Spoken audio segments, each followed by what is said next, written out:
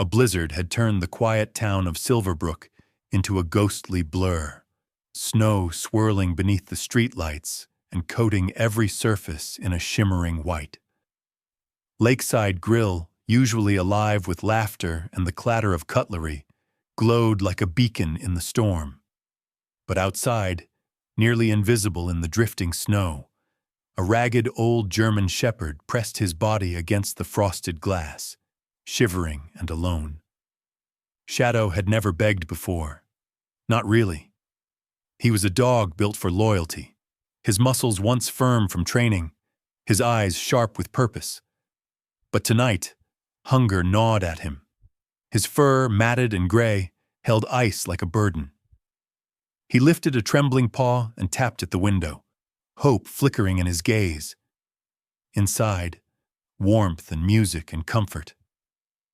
Outside, the world was cold and merciless. A waiter, annoyed by the dog's persistence, strode to the door and flung a bucket of steaming water into the snow.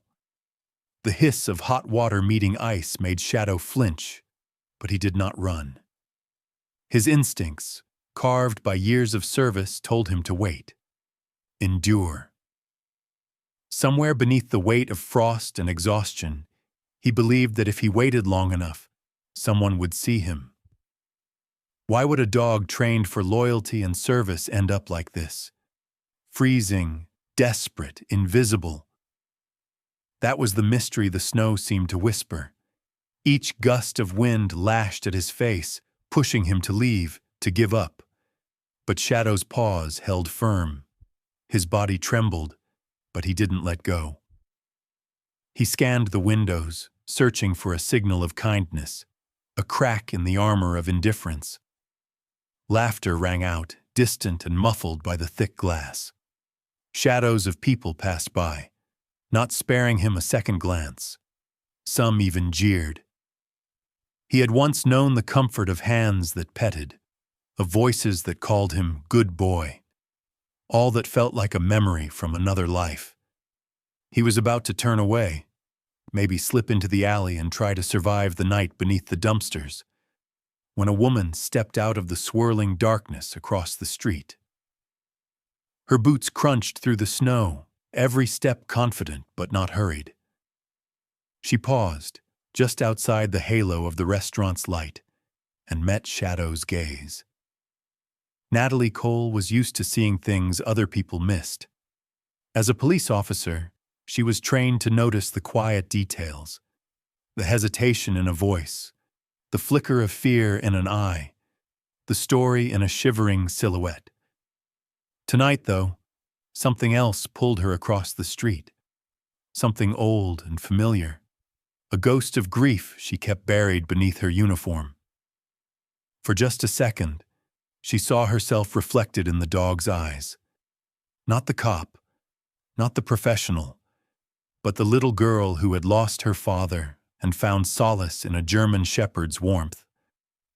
That childhood companion had been her only comfort during the storm of loss, and though Natalie had grown, the wound had never quite healed. She had buried her pain beneath ambition, burying her own needs beneath layers of responsibility. The storm howled, swirling snow around her, but Natalie knelt in the slush and held out her hand. Her voice was soft, nearly swallowed by the wind. "Hey there, big guy. You look like you've been through hell." Shadow's body tensed, torn between fear and hope. He wanted to trust, but every inch of him ached from rejection. He sniffed the air, catching the faint scent of something gentle beneath the sharp tang of the storm. His tail gave a tentative thump. From inside, more people gathered at the window, annoyed by the commotion. The manager waved a hand dismissively, gesturing for someone to shoo the stray away. Shadow shrank back, but Natalie didn't budge. She shielded him with her body, ignoring the angry shouts and hostile stares from inside. As she knelt there, she remembered the fire that had stolen her childhood dog, a loss she had never truly faced. Her hands shook, but her resolve hardened. She would not turn away this time. A little girl pressed her face to the glass, wide-eyed, meeting Shadow's gaze. For a brief instant, everything else faded. The snow, the cold, the noise. And there was only the silent understanding between the lonely child and the battered dog. Natalie's radio crackled. She hesitated. Every instinct as an officer told her to stay detached, follow procedure, keep moving. But another voice, older, sadder, told her that if she walked away now, a part of her would freeze over for good. Shadow's shivering grew worse, his body threatening to give out. He was faced with a choice: retreat into the freezing night, or trust this stranger kneeling in the snow. His old instincts, the part of him trained to believe in humans, pushed him forward. He nudged Natalie's hand with his nose just once, and in that small gesture, something shifted in both of them. A shared, wordless promise not to give up. Natalie scooped her arms around Shadow, ignoring the protests from the staff.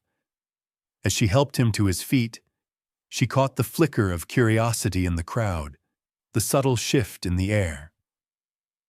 For the first time in a long time, Natalie felt a glimmer of hope, a fragile, trembling thing, but hope nonetheless. As the wind howled and the town of Silverbrook slept, two broken souls began to find their way through the storm, side by side. Natalie barely felt the cold biting through her uniform as she shepherded Shadow closer to the lakeside grill. The dog's paws stumbled in the snow, but his body leaned instinctively into her presence, drawn by a need deeper than hunger or pain. Each step was a small act of defiance against a world that had forgotten him. Inside the restaurant, the atmosphere was shifting. The laughter and chatter had thinned, replaced by a low murmur of annoyance and curiosity. Diners glanced up from steaming plates, some craning their necks to get a better look at the spectacle outside. A group of staff, waiters in crisp white shirts, the manager in a stained apron, gathered by the door, forming a human barrier between warmth and cold. Natalie could sense their irritation as she approached, but she didn't break her stride. She stopped just short of the threshold, the wind swirling snow around her boots. Shadow stood close, shivering, his eyes darting from face to face, reading the room with the wariness of someone who'd been turned away too many times. One of the younger waiters, a tall guy with tattoos running down his arms, stepped forward, arms folded. "Hey, you can't bring that mutt in here. Health code. The boss will have a fit." Natalie looked him in the eye, her badge glinting beneath her coat. "It's -10 out. He's freezing. He's not a stray, he's trained. Just give us a minute." Before the waiter could reply, the manager himself, Mr. Cobb, emerged from behind the counter, his face pinched with frustration. "I'm calling animal control. Last thing we need is a mangy dog scaring off the customers." The words hit Shadow like a slap. He shrank back, tail tucked, but Natalie knelt beside him, steadying his trembling frame. "He's not mangy. He's lost. Look at his collar. He's somebody's dog." A few customers turned away, not wanting to get involved. Others watched, whispering behind napkins, eyes sharp with judgment. The divide was palpable. Compassion on one side, inconvenience on the other. Shadow let out a low whine, barely audible, but it drew the attention of a small girl sitting near the window with her mother. She pressed her hands and nose against the glass, her breath fogging a circle. Her eyes met Shadow's, and something passed between them. An unspoken promise. A kindred ache. Natalie straightened up, her voice steady but soft. "You're making a scene, Cobb. All I'm asking for is 5 minutes in the vestibule to get this dog warm." The manager scowled, shifting from foot to foot. You cops think you can do whatever you want. I'm not here as a cop, Natalie interrupted, her tone gentle but unwavering. Just as someone who knows what it's like to be left out in the cold. The tension in the doorway was razor sharp, teetering between confrontation and collapse. The waitress, Harper, a quiet woman with auburn hair, hesitated, then grabbed a bowl from behind the counter and filled it with water. She stepped past the other staff, her eyes flashing defiance at Cobb, and set the bowl at Natalie's feet. He looks thirsty. The act broke the spell. A ripple ran through the crowd. Some customers, inspired by Harper's gesture, shifted in their seats. One elderly man muttered, "Poor thing," while a teenage boy snapped a photo, maybe for social media, maybe to shame or support. It was impossible to tell. Natalie lowered herself beside Shadow, placing her gloved hand just in front of his nose. "It's okay. You're safe here." The dog licked at the water, the first true relief he'd felt all night. Natalie's breath caught in her throat. She remembered vividly the nights as a girl when her own dog had curled beside her, absorbing every tear, every sob, every secret she was too scared to share with anyone else. But it wasn't just about her. She knew the risk she was taking. Silverbrook was small, and every move was watched, every kindness, or perceived mistake, whispered about for days. Her relationship with the department was already tenuous. Another incident, even a well-meaning one, could threaten her job, her reputation. But as she looked at Shadow's battered body and haunted eyes, Natalie felt something stubborn and fierce root itself inside her. She was done walking away from pain, hers or anyone else's. Mr. Cobb wasn't finished. He took out his phone, glancing between Natalie and the dog.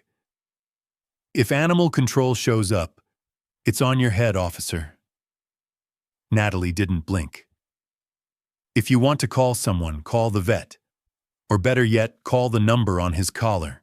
A hush settled. Outside, the wind hammered against the windows, but inside, the world had narrowed to the tight knot of people in the vestibule. Harper stepped closer, kneeling beside Natalie. "What's his name?" Natalie brushed the frost from the dog's collar, reading the faded letters. "Shadow." For the first time, the name felt right. She repeated it softly, testing the weight of it in the air.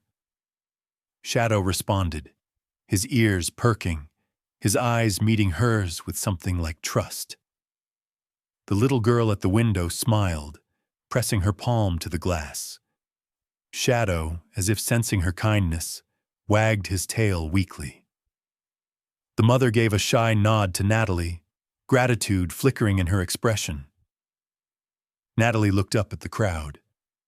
He was a working dog. You can see it in his eyes, his posture. He deserves better than to die in a snowbank. A murmur ran through the diners. Some faces softened. Others hardened, holding tight to old resentments and fears. Cobb turned away, defeated, for now. Harper set her hand gently on Shadow's head. "He can stay in the vestibule until you figure things out." Natalie exhaled, shoulders sagging with relief. The fight wasn't over, but she had won this round.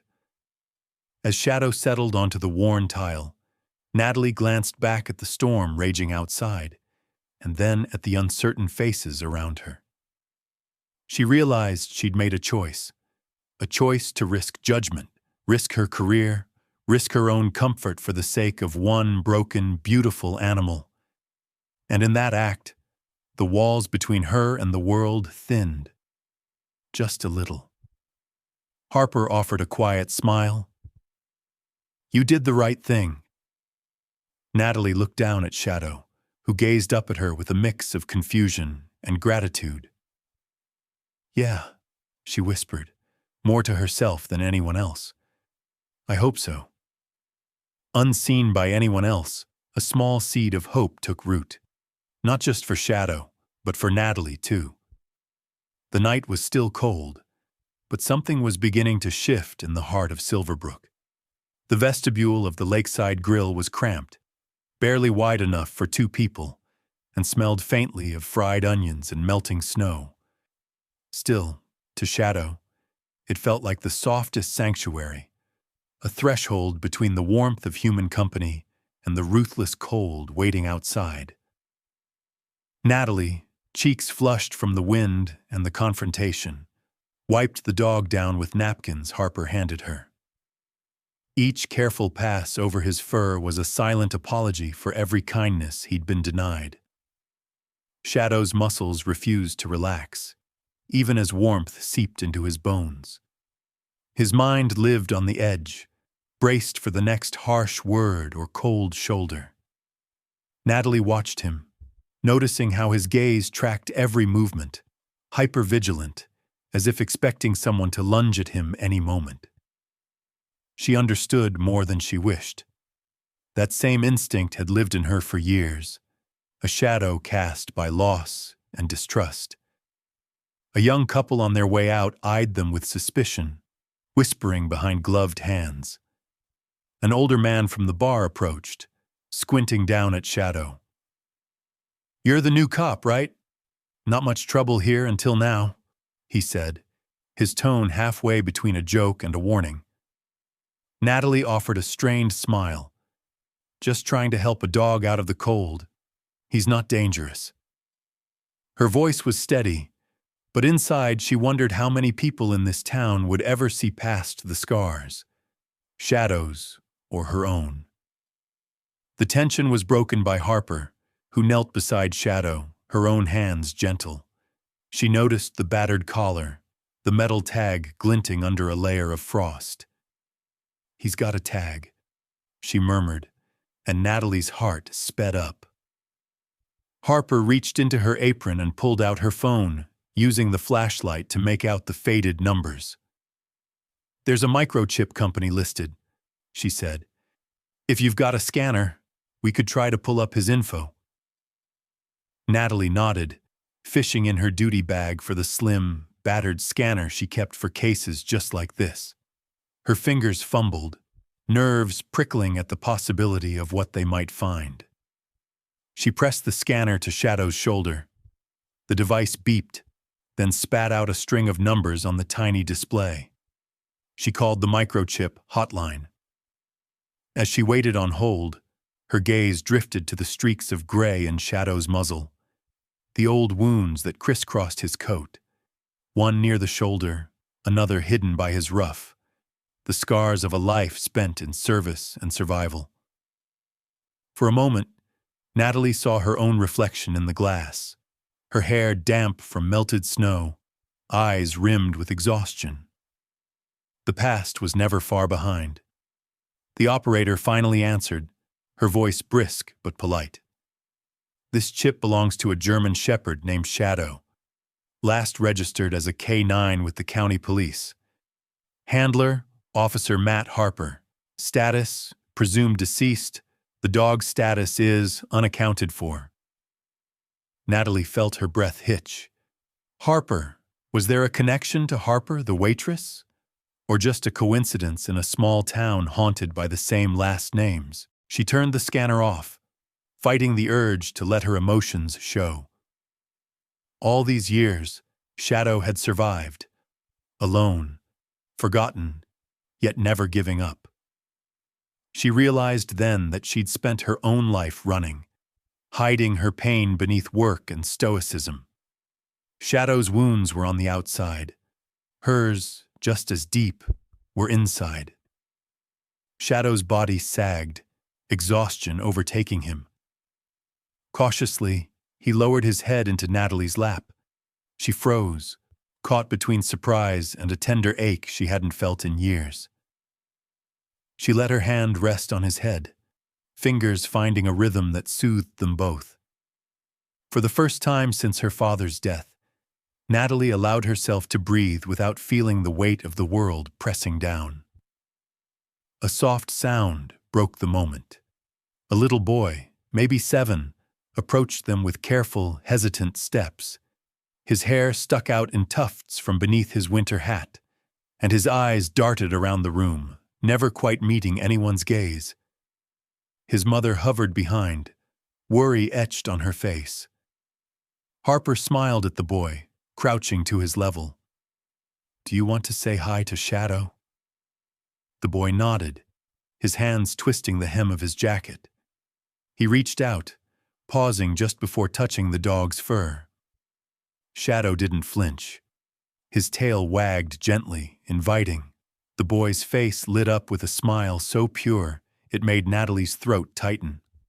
"That's Benji," Harper whispered. "He doesn't usually talk to strangers. He's special. But dogs, he likes dogs." Benji's mother knelt beside him, tears shining in her eyes. "Thank you," she said softly. "He's never done that before." Other staff gathered nearby, drawn by the quiet scene. Some of the earlier hostility faded, replaced by curiosity and empathy. Even Cobb, still sulking near the kitchen, paused to watch. For a moment, Silverbrook's layers of suspicion cracked. Natalie could feel it in the air. A collective exhale, a possibility for change. Harper caught Natalie's eye, voice low. "He's not just a stray. There's something about him. He's meant to be here tonight." Natalie nodded, unable to trust her voice. She thought of her own childhood dog, lost in a house fire the year her father died. She'd never grieved, never allowed herself to say goodbye. Instead, she'd poured all her pain into her badge, never letting anyone see the wounds beneath. Now, sitting on the cold floor with a battered dog in her lap, Natalie realized how much she needed to let go. The door opened, letting in a blast of icy air as new customers entered. Harper stood, brushing her knees. "I'll get you both some food. You look like you could use it." Natalie smiled, brushing a hand through Shadow's fur. For the first time, Shadow closed his eyes, letting out a slow, shuddering sigh. The sound was so soft it was almost lost in the bustle, but Natalie heard it. A small surrender, a fragile acceptance that maybe, just maybe, he wasn't alone anymore. She stroked his head and whispered, "You're safe, Shadow. You're not forgotten." A hush settled, thick with hope. Outside, the snow continued to fall, blanketing Silverbrook in silence. But inside, the town's walls were beginning to thaw. The restaurant quieted as the snow outside eased, flakes falling gently against the windows, muting the world beyond. In a booth near the back, Natalie sat with Shadow curled at her feet, the old German shepherd's breathing growing deep and steady as the exhaustion of the storm faded from his bones. Natalie wiped her hands on a napkin, staring at her phone's screen, the microchip report open in her trembling grasp. Shadow, once a celebrated K9, had been declared dead, lost alongside his handler, Officer Matt Harper, during a raid gone wrong more than a year ago. His file read like a memorial, decorated for bravery, commended for loyalty, then, suddenly, gone. Natalie felt the weight of every word. She wondered what it must have been like for Shadow, to lose the person he'd trusted above all, to wander a world that expected him to simply disappear. As she read the lines again, the wounds in her own life seemed to pulse. Natalie's father, a sheriff, a hero in Silverbrook, had died in the line of duty when she was 10. The grief that followed was a long winter, one that never fully lifted. Her childhood German shepherd, Ace, had been her only friend through those endless nights.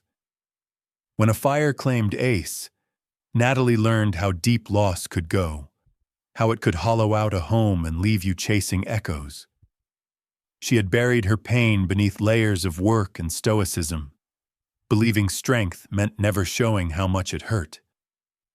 Now, with Shadow's soft snoring at her feet, Natalie felt the past pressing in, not as an enemy, but as an old companion.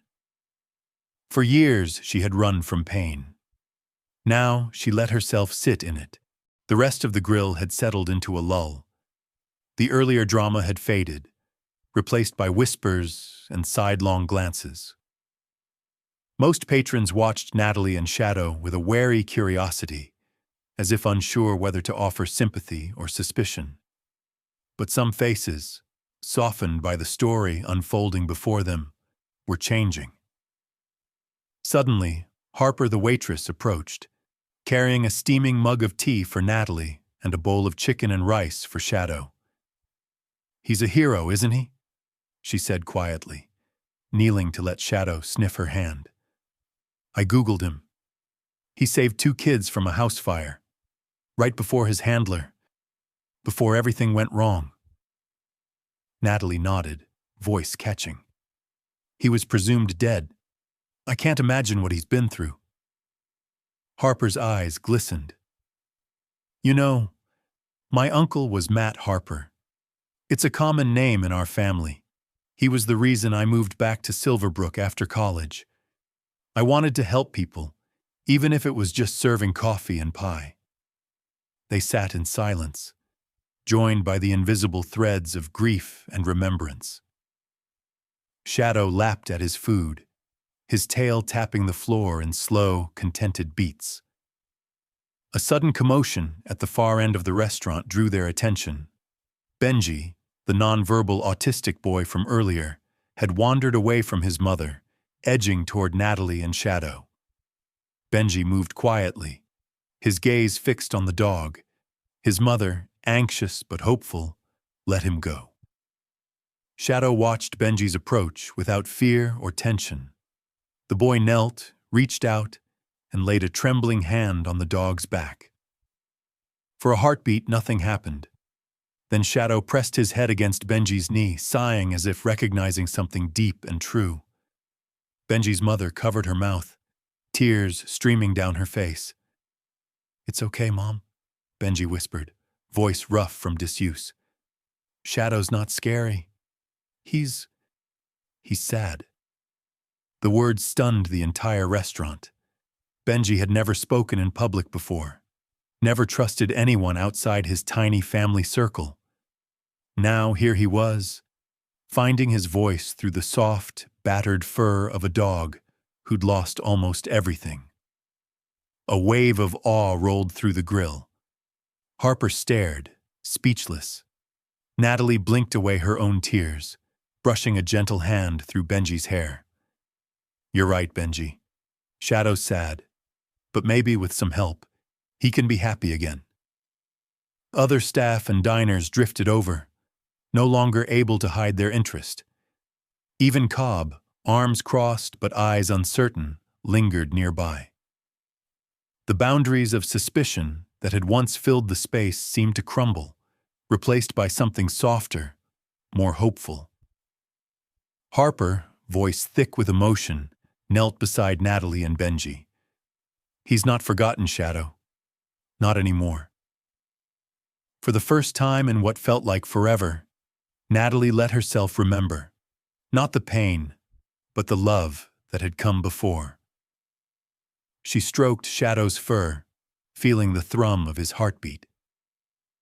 In this simple, silent communion, a kind of healing began to bloom. Later, as the restaurant returned to its normal rhythms, Natalie lingered by the booth, watching Benji and Shadow together. She thought about the way trauma lingered, not just in individuals, but in communities. Silverbrook carried its own scars: the loss of good officers, the fear of change, the struggle to accept the broken among them. But tonight, something had shifted. Old wounds had been exposed, not to punish or shame, but to begin the slow work of healing. Natalie pressed her palm against the cold window, watching the snow ease into a gentle hush outside. Shadow nudged her, and she smiled, whispering so only he could hear, "You're not alone anymore. Neither am I." The warmth in the room was no longer just physical. It was the fragile, flickering hope that people and animals, however wounded, could find their way back to each other. And as Shadow finally drifted into a peaceful sleep, Natalie closed her eyes too, letting herself rest, for the first time in years, knowing that both of them, at last, had been seen. Word spread through Silverbrook faster than the blizzard's wind. By morning, the story had traveled far beyond the lakeside grill. The battered German shepherd, once thought lost, had returned. The K9 hero, Shadow, was alive, shivering but stubborn, refusing to give up even after the world forgot his name. Natalie woke at dawn, still in her uniform, with Shadow snoring softly at her feet. The storm had eased. Sunlight reflected off icicles that hung like delicate glass from the eaves. She stretched, quietly observing Shadow's chest rise and fall. In the gentle peace of that moment, Natalie felt the burden inside her loosen. She wasn't the only one who'd survived something that should have finished her. Her phone vibrated with a dozen notifications. Texts from colleagues, concerned townsfolk, even the local news station. Most striking was a message from Harper. "People are asking if Shadow's okay. The regulars want to help." Natalie pulled on her boots and jacket, her movements deliberate.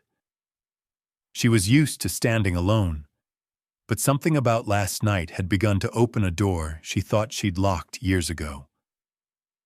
By mid-morning, the lakeside grill was buzzing, not with breakfast orders, but with the energy of a community waking up to something bigger than itself. Natalie and Shadow entered quietly, but all eyes turned to them. People whispered, some smiling, some awkward, but most with genuine interest and care. Harper waved them over to a booth by the window. "Sit. People will want to talk to you." Shadow climbed in first, curling beside Natalie's legs. The sense of safety was new for both of them. Shadow watched the crowd, but did not flinch. An older man in a faded Marine Corps jacket approached, his step stiff but proud. "This the dog everyone's been talking about?" he asked, voice gravelly. Natalie nodded. "His name's Shadow. He was a police dog. Saved lives." The man's face softened, and he pressed a crumpled $20 bill into Natalie's hand. "For his care.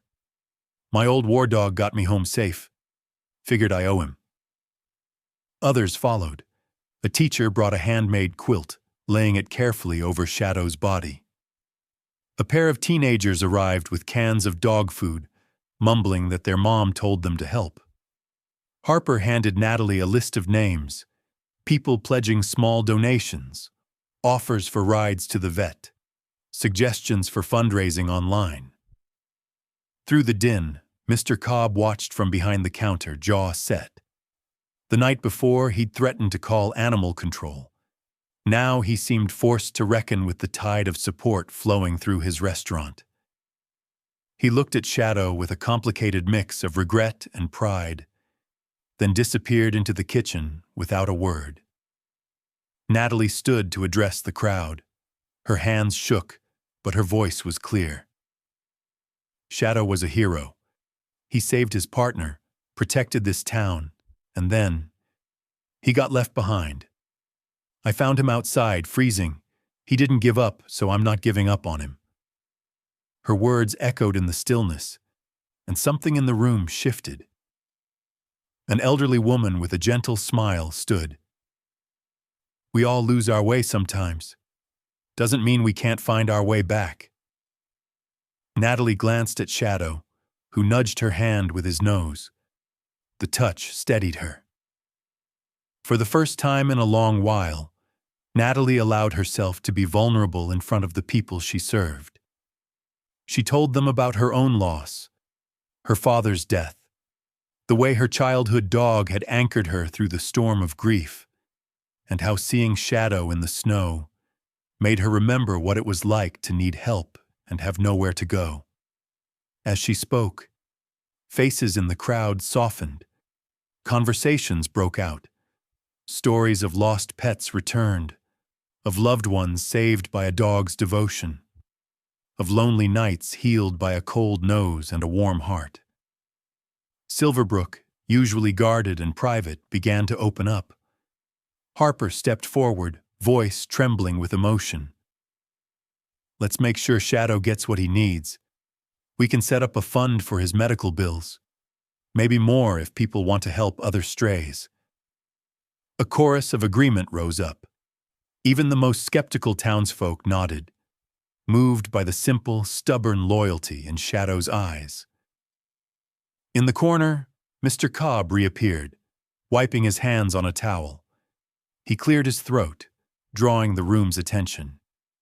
"You all know I can be tough. Maybe too tough sometimes. But this dog, he's got more heart than most people I know. If he's good enough for you, Officer Cole, he's good enough for the grill. The vestibule's his for as long as he needs it." A round of applause broke out. Shadow, startled, looked up at Natalie, then at the crowd. For the first time, his tail thumped the floor in genuine happiness. He wasn't just surviving now. He was being welcomed home. Later, as the grill buzzed with laughter and plans, Natalie sat beside Shadow, feeling a warmth that had nothing to do with the heaters. Silverbrook wasn't perfect. The scars ran deep. But this morning, they were healing together. A town, a woman, and a dog learning to trust again. In that sunlight, with hands reaching out and stories being shared, Natalie saw a glimmer of what could be, a place where no one, not even a broken old dog, was left behind.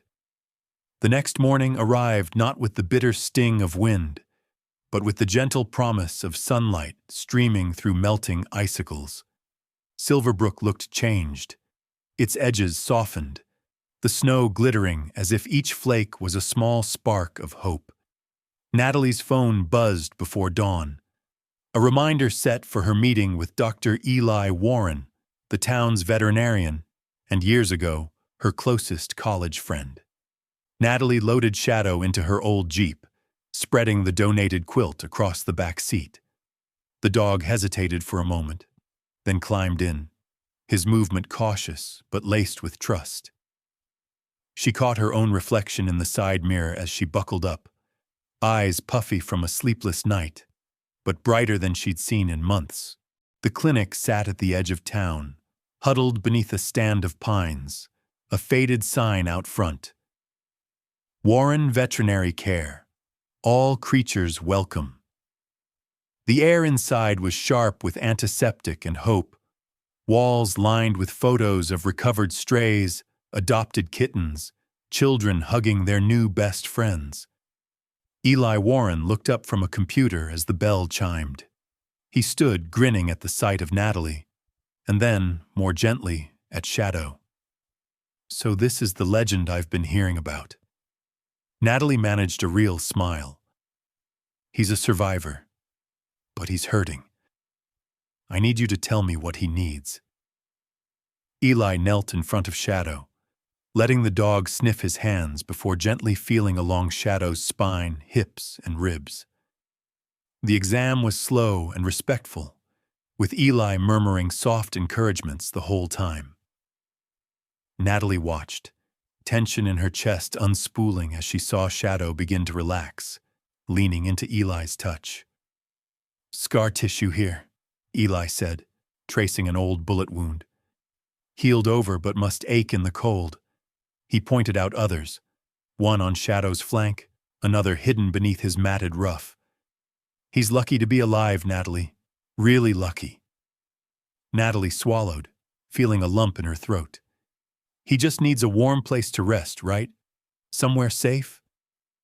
Eli nodded. "A home. Gentle walks, good food, patience.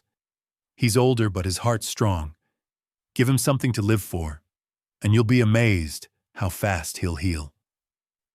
As Eli worked, he kept talking to both dog and human, about old college days, about Natalie's return to Silverbrook, about the way loss never really leaves, but sometimes circles back in the most unexpected ways. He gave Shadow a treat, which the dog accepted, tentative at first, and then with real hunger. After the exam, Eli ran some quick blood work and then crouched beside Shadow, looking up at Natalie. He's not just surviving. He's ready for a second chance. But he'll need you. Natalie felt the full weight of those words. She remembered all the times she'd let people, and herself, down. All the nights she'd stood outside someone else's window, wishing for someone to reach out. "Would you like to come home with me?" she asked softly, bending close so Shadow could see her eyes. Shadow's response was almost shy, a single lick to her outstretched hand. It wasn't the eager affection of a puppy, but something deeper, an act of trust forged in hardship. Eli packed a bag of medication, a special diet, and instructions. "Give me updates, okay? The town's pulling for him." Back at her apartment, Natalie spread the new quilt in the corner by her couch and filled a bowl with water. The space was small, bare walls, battered furniture, a stack of half-read books, but as Shadow circled and finally settled onto the blanket, it felt less empty than ever before. Natalie busied herself with chores, but her eyes kept drifting to Shadow. He dozed, paws twitching, dreaming of something she could only hope was peaceful. She realized with a start that she hadn't felt this sense of purpose since she'd first put on her badge. It was as if, by caring for him, she'd finally granted herself permission to be cared for in return. Later that afternoon, she led Shadow outside into the thawing world. They walked together along the river's edge, the ice cracking and shifting with the rising sun. Every so often, Shadow would pause, nose to the wind, taking in scents Natalie couldn't fathom. But always, he would return to her side, his steps growing stronger. On their way back, they passed a group of kids building a snowman. One boy waved at Shadow, who paused, then wagged his tail in reply. Natalie felt something flutter in her chest, a cautious optimism she'd long since given up on.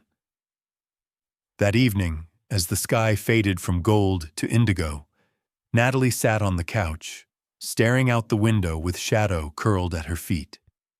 She let her hand rest on his back, feeling the steady thump of his heart. "I don't know what happens next," she whispered, "but you're not alone anymore.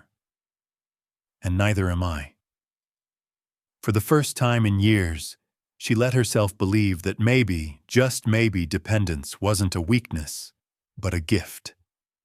That loving and being needed could be the beginning, not the end. Down in the vestibule of the grill, Harper taped a sign to the door. "Thank you, Silverbrook, for giving Shadow his second chance." Upstairs, Natalie finally allowed herself to drift to sleep, comforted by the quiet presence of a soul as battered and as hopeful as her own. For the first time in years, Natalie's apartment felt less like a bunker and more like a home. The presence of Shadow, sometimes a gentle sigh, sometimes the soft click of claws on wood, filled the silences that used to weigh her down.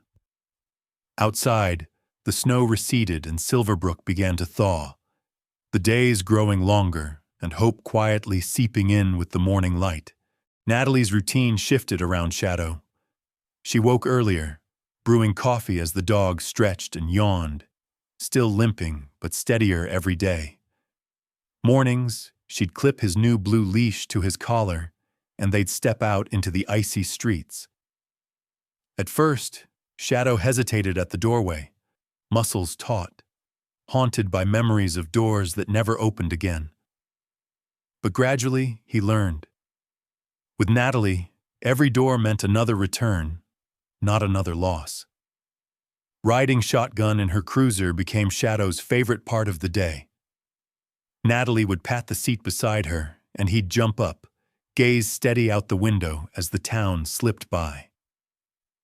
Silverbrook was small, but full of stories. People who'd lost jobs, found love, nursed grudges, and now, more than ever, talked about the old dog with the soulful eyes. Some mornings, Natalie would catch strangers waving as she drove by, their faces breaking into cautious smiles when they saw Shadow's head pop up. On patrol, the world moved a little slower. Natalie would sip her coffee while Shadow kept watch, his presence making her feel steadier, less alone with her thoughts. Their conversations, one-sided maybe but real, helped Natalie process everything she'd buried for so long. Still, peace never came easily. Natalie's sleep was ragged, broken by old nightmares, her father's face flickering through firelight, the echo of lost voices. But when she'd jolt awake, sweating, Shadow would lift his head and settle his weight against her hip, grounding her in the present, not the past. One early morning, a radio call came through. Possible break-in at the old ice plant on the edge of town. Natalie's pulse ticked up, adrenaline flooding old wounds. Shadow's ears perked, his body alert but calm as they pulled up outside the graffiti-tagged warehouse. Natalie stepped out, flashlight drawn, Shadow moving at her heel with silent confidence. The inside was colder than the street, abandoned machinery looming in the half-light. Shadow paused near a stack of crates, nose twitching, then barked, a sharp, purposeful sound. Natalie swept her flashlight over the area, revealing muddy footprints and a torn scrap of cloth. It wasn't much, but it was something, an echo of a missing persons case that had haunted the department for months. She bagged the evidence and radioed it in, mind racing. The town had felt safe for so long that sometimes the shadows went unnoticed, growing bold in the corners. Shadow watched her, eyes sharp, as if remembering what it meant to have a job again. The next day, word got out that Natalie and Shadow had found new clues. Detective Lila Hayes, sent from the county to consult on the missing officer's case, arrived, her reputation trailing behind her like the edge of a storm. Lila was brisk, methodical, and unimpressed by Silverbrook's small-town pace. She challenged Natalie at every turn, questioning her decisions, pushing for more evidence, more action. At first, Natalie bristled, feeling her guard go up.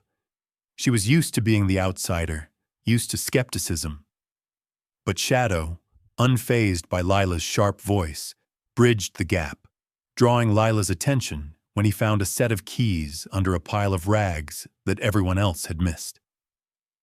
For a moment, even Lila smiled, her defenses dropping as she scratched Shadow's ears. "You've got a good partner," Lila admitted, making notes in her pad. "Maybe we'll get somewhere after all." The days blurred with new activity. Natalie and Shadow became a familiar sight, walking the riverbank for evidence, knocking on doors, collecting fragments of a puzzle that seemed always just out of reach. Some in town were wary of digging up old secrets, but others began to see the value in second chances and persistent hope. One chilly afternoon, Natalie's radio crackled. "We've got a lost child at Miller Park." She was there in minutes, Shadow leading the way through the maze of playground equipment and overgrown brush. The mother's frantic voice cut through the air, but Shadow didn't hesitate. He tracked the girl's scent straight to a hidden hollow behind the maintenance shed. The child, shivering but unharmed, clung to the dog's neck as Natalie scooped her up. By the time they walked back to the parking lot, a crowd had gathered, cheering, clapping, some openly weeping with relief. Shadow's reputation in Silverbrook transformed almost overnight. The dog who'd once shivered in the snow was now the town's quiet guardian, a symbol of lost things found, and of wounds that might just heal. Children waved to him on the street. Older residents brought treats to the grill vestibule, where a small shrine had formed. Cards, flowers, thank you notes in shaky handwriting. And through it all, Natalie found herself changing. She talked more easily with neighbors, let Harper convince her to join coffee after shifts, accepted help when it was offered. The walls she'd built around her heart started to crumble, brick by brick, replaced by something stronger. Connection. Every night, as darkness crept in and the old fears tried to rise, Natalie would sit beside Shadow, hand resting in his fur, both of them watching the lights of Silverbrook flicker through the window. She was no longer the girl haunted by grief, nor the woman hiding behind a badge. She was someone finding her way, step by step, alongside a dog who'd learned to trust again. And for the first time in a long, long while, the routine felt like the beginning of something new. A thick fog rolled through Silverbrook one midnight, curling around the lamplights and muffling every sound except the distant echo of sirens. Natalie sat in her cruiser, sipping stale coffee and reviewing her notebook by the pale glow of the dashboard. Shadow, curled on the passenger seat, stirred as the radio burst to life. Unit 3, possible activity near the new construction on Lincoln. Lights moving, possible trespassers. Proceed with caution. Natalie's muscles tightened as she eased the cruiser down the dark road. She glanced at Shadow, who met her gaze with steady, alert eyes. For a heartbeat, she saw the old K9 in him, sharp, unbreakable, ready for whatever might come. They parked a block away, killing the headlights. Natalie fastened her vest and patted Shadow's shoulder. "Let's go, partner." They moved quietly, boots crunching on gravel, flashlights slicing through the gloom. The construction site was a skeleton of unfinished homes and piles of dirt, chain-link fences rattling in the wind. Shadow paused at the gate, nose quivering, and then tugged insistently toward a half-built foundation, hackles rising. Natalie followed, adrenaline buzzing beneath her skin. In the hollow of the new house, the beams casting long shadows, Shadow froze, nose to the ground. He pawed the dirt, then began digging furiously, sending clumps flying. Natalie knelt, sweeping her flashlight across the spot, and froze. Half buried in the loose earth was a police badge, its silver gleam tarnished by mud. Next to it, a bundle of clothes torn and stained. Natalie's breath hitched. These weren't just lost objects. They were clues, evidence tied to the missing officer's case, the one that had haunted the town for months. The radio on her shoulder hissed, Lila's voice sharp. "Natalie, you there? Report." "Lila, I need backup at the Lincoln site. I think we found something big. Shadow's onto it." As she waited for backup, Natalie scanned the site. A creak overhead, a shadow flickering on the upper floor. Her pulse raced as she drew her sidearm. Shadow moved ahead, low and silent, following the scent up the stairs, every step cautious but confident. On the landing, they found more. A phone, a wallet, bloodstains dried dark along the frame. A scuffle in the shadows. Natalie raised her light, heart pounding. Out of the darkness lunged a man, wild-eyed, swinging a metal pipe. Shadow leapt between Natalie and the attacker, teeth bared, barking a warning that echoed across the empty site. "Drop it!" Natalie shouted, keeping her weapon trained. The man hesitated, just long enough. Lila and two officers stormed in, disarming him and hauling him to the ground. Natalie's hands shook as she cuffed the suspect, adrenaline crashing into relief. The aftermath unfolded in a blur. Evidence bagged, sight taped off, detectives congratulating each other. But Natalie knelt beside Shadow, running trembling hands through his fur. He pressed his head to her chest, his body vibrating with the tension of the night. Lila crouched beside them. "You were right, Cole. If it weren't for him, we never would have found the stash, or the suspect." She offered Shadow a rare, genuine smile. "Good boy." The news traveled fast. By sunrise, Silverbrook buzzed with word that the missing officer's badge and clues had been found, possibly linked to the same meth operation that ended Shadow's partnership and nearly his life. The town's fears and old pain resurfaced, but this time, the story ended with hope. Natalie and Shadow stood before the growing crowd as detectives updated the families, Lila giving credit where it was due. The townspeople watched, their faces etched with surprise and admiration. Children crowded around, their parents recounting tales of the hero dog who had saved lives, lost everything, and returned when they needed him most. But Shadow was no longer the battered, forgotten stray. He was the hero of Silverbrook, celebrated not just for what he had done that night, but for the courage and loyalty that endured long after most would have given up. Later, as the crowds dispersed, Natalie and Shadow wandered back to the riverbank, watching the town lights shimmer on the water. Natalie's thoughts raced about what she'd almost lost, about the darkness that still lingered at the edges of town, about the dog at her side who had reminded her what it meant to fight for something more than survival. She knelt, holding Shadow's face between her hands. "You saved me too, you know," she whispered, voice raw with gratitude. Shadow licked her cheek, gentle, steady, forgiving. In that moment, Natalie felt the weight of the past lift.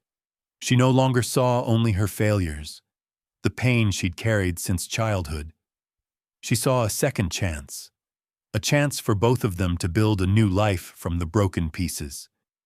Back at the grill, Harper taped up a fresh sign by the door. "Welcome home, Shadow, our hero."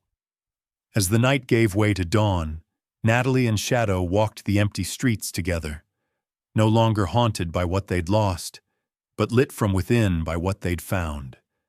A town learning to believe in redemption, and two wounded souls finally at peace with each other. The morning after the dramatic arrest, Silverbrook felt like a town washed clean. Light spilled over the rooftops, glinting off the fresh mural being painted downtown. Natalie and Shadow, side by side, their silhouettes standing watch over the streets they'd both fought to protect. It was as if the whole community had awoken from a long, cold sleep. Hearts unthawing, spirits willing to believe in heroes again, even the wounded, imperfect kind. That afternoon, the community hall overflowed. Word had spread about the ceremony to honor Shadow, and nearly everyone in town showed up. Old faces, new arrivals, kids with sticky hands, and elders who'd watched decades of change sweep through Silverbrook. The air shimmered with anticipation and something deeper, a kind of gratitude that needed to be spoken at last. Candles flickered on every table, casting gold halos onto the walls.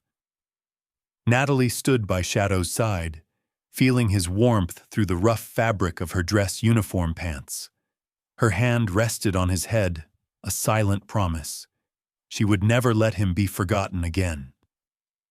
The mayor spoke first, then Harper, who recounted the night she'd watched Shadow and Natalie huddled in the vestibule, fighting for a place to belong. But it was Natalie's turn at the podium that brought the crowd to silence. She looked over the sea of faces, Her neighbors, colleagues, the parents she'd consoled in crisis, the kids who now saw her as more than a badge and let her defenses drop. Her voice was steady, but each word was freighted with the weight of years lived behind walls. When I was a child, I lost my father in the line of duty. I lost my first dog, Ace, in a fire. I spent years thinking the only way to keep moving was to never stop working, never stop pretending I didn't need help, never stop running from the pain. She swallowed, breath trembling. But when I found Shadow in the snow, something changed. I realized we were both just tired of being strong alone. The room was silent. Shadows from the candles flickered across the mural in progress outside, as if alive. Natalie continued. Shadow didn't need a hero. He needed a friend. And maybe I needed the same thing. Through his loyalty, his willingness to trust again, after everything. He showed me that healing doesn't come from pretending you're whole. It comes from letting people see where you're broken and letting them love you anyway. Murmurs swept through the room, faces shining with unshed tears. After Natalie's words, the mayor motioned to the edge of the stage. Benji, the quiet autistic boy who had first reached out to Shadow in the grill, walked up, his mother close behind. The crowd held its breath. Benji turned to Shadow, kneeling to rest his cheek against the dog's neck. He looked up, voice soft but clear.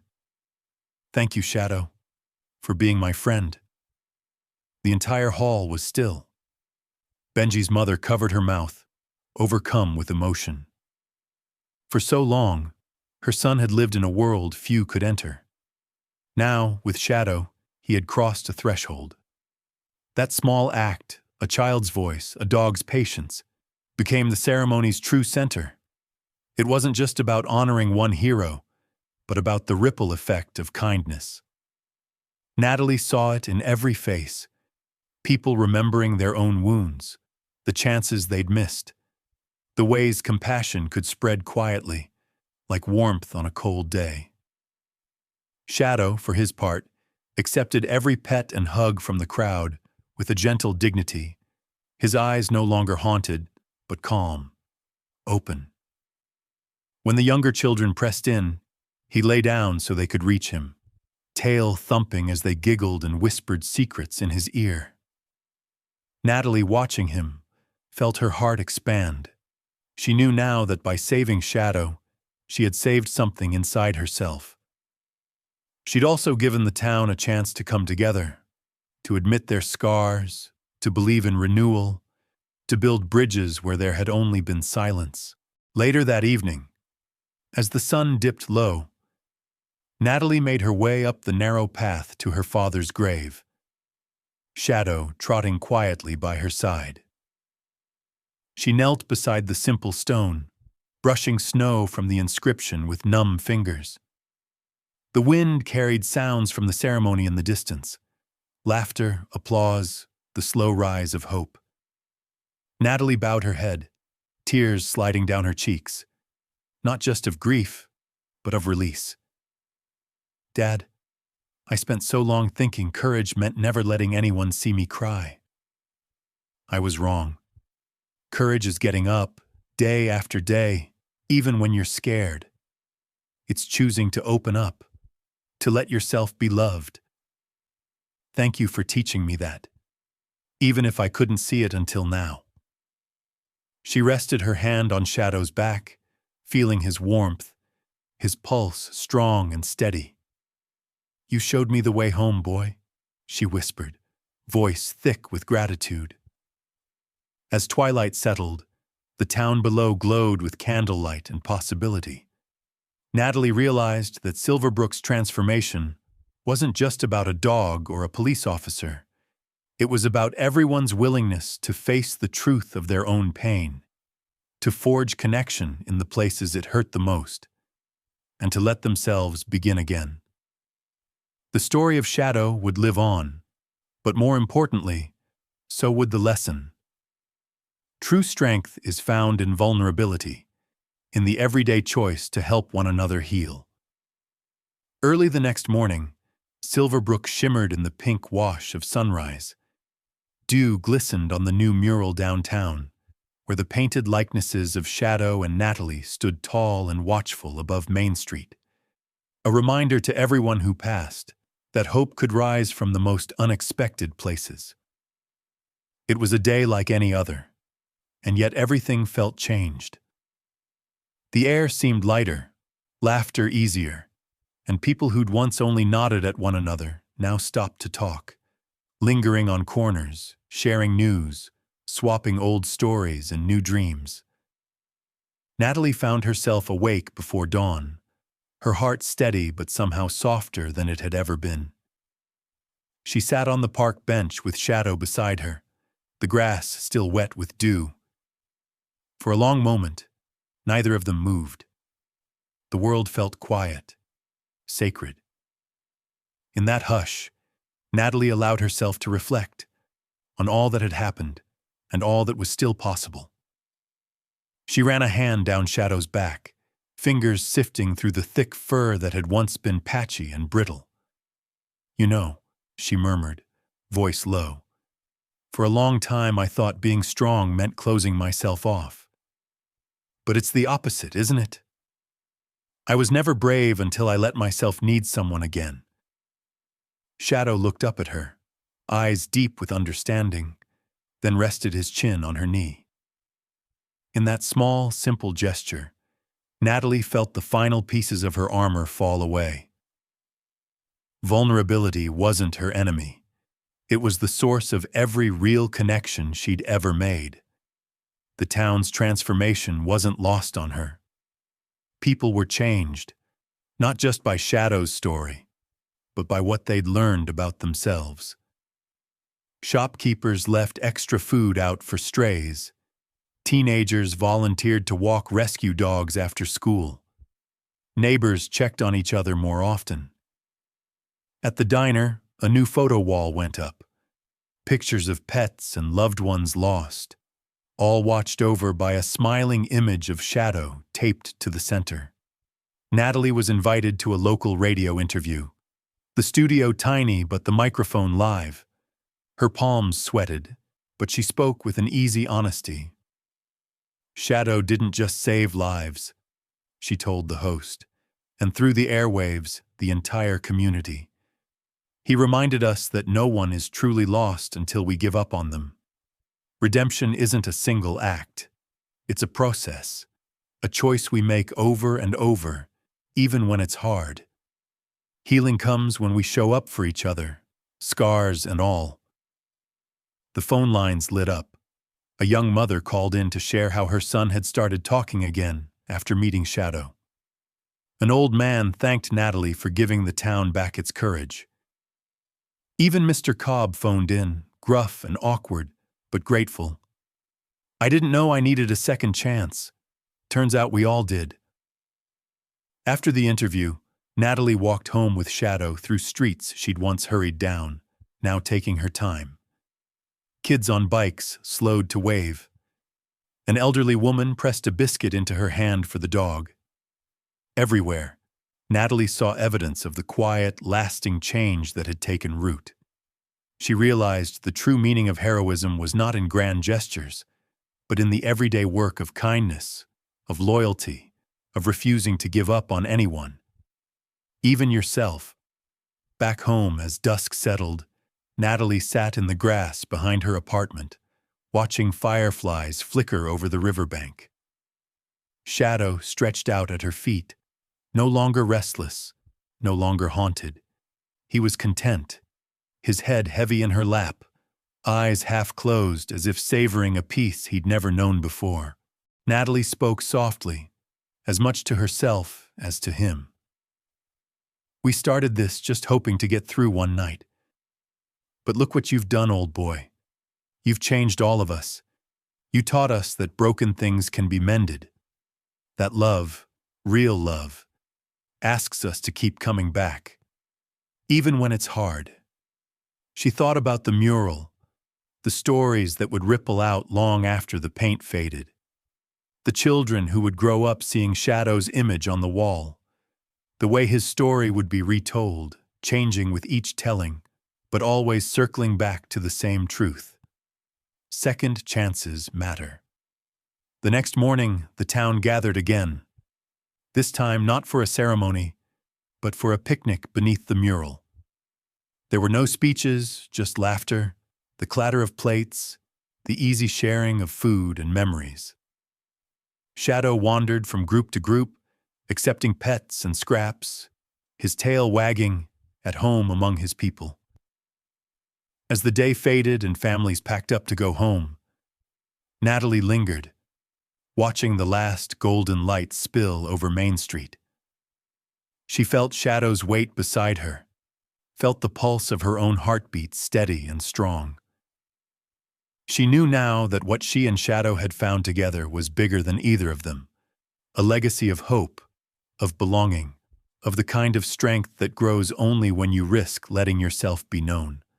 When the streets were quiet and the stars rose over Silverbrook, Natalie stood, brushing grass from her jeans. Shadow stretched, then fell in step beside her. They walked home in companionable silence, side by side, the mural watching over them and over a town forever changed. In the end, that was the heart of it all. No one, no matter how lost or broken, was beyond saving. Sometimes it took a blizzard, sometimes it took a stray, but always it took the courage to open a door, to yourself, to others, to the possibility of something new. And so, as Natalie and Shadow disappeared down the lane, Silverbrook remembered. Kindness isn't a miracle. It's a practice. It's the legacy we build, one act at a time until love, quiet and persistent, leads every lost soul home.